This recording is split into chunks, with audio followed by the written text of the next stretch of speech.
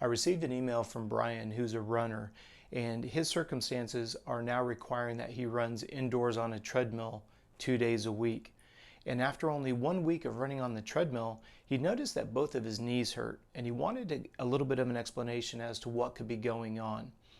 When you're running on a treadmill, the most important component is the quality of the deck, the part that you land on, and the power of the motor that turns that belt. What I always recommend that you do is stand beside the treadmill, hold the speed till it go as fast as it will go, and if you've got a motor that can go above 10, preferably 12 miles an hour, you know that the motor itself is really strong. The reason why that's important is your weight of your foot hitting that deck. You don't want it to pinch that belt, because that's what starts to cause the knee pain that Brian's experiencing right now. So let's kind of zoom out just a little bit. I want you to stop and think about the anatomy of the knee. When you look at the kneecap, you have what's called the patella tendon. That's the part of the kneecap that goes into the quadricep. Then you have the bottom part, it's what we call the inferior patella tendon, which attaches to the actual tibia. Well, when you're running on a treadmill that's not very strong, every time your foot, particularly your heel, and even your midfoot for that matter, every time that your body makes impact with that deck, what we're trying to do is make sure that the belt does not get pinched. Unfortunately, that's what we found out was the case with Brian. Especially when you're trying to do a relatively easy run, what we would refer to as just an even tempo run, you're almost at a point where the belt's not moving fast enough, where your body weight, and I'm not insinuating that it only is relevant to heavy people, no matter how light, no matter what your body composition is like, you got to think about how fast is the belt moving underneath you, especially when you start putting it on to an incline. Like for example, I try to keep my athletes, when they're running an even tempo on the treadmill, put the treadmill at 1%.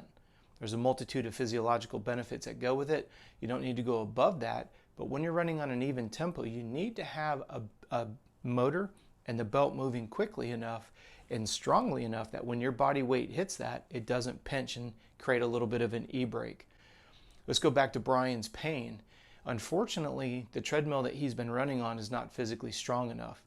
So what's happening is every time his heel hits, as I just commented, it's kind of like hitting the e-brake, and that patella tendon, both above and below the kneecap, gets jolted ever so slightly. For those of you that run on a regular basis and you run with somebody slower than you and you find yourself kind of doing that 2-foot shuffle, you notice that it jams up your knees. It's the exact same concept. So as a general rule of thumb, when you get to that treadmill, make sure it goes over 10 miles an hour.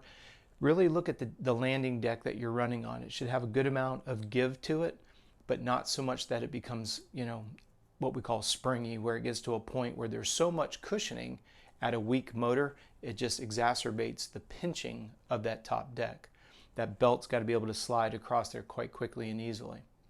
So we are doing some ice cup therapy with the patella tendons, and we're doing some foam rolling, and we're staying off that particular treadmill, and Brian's knee pains are already starting to go away. Hopefully that clarifies a little bit about what could be happening to you if you have knee pain.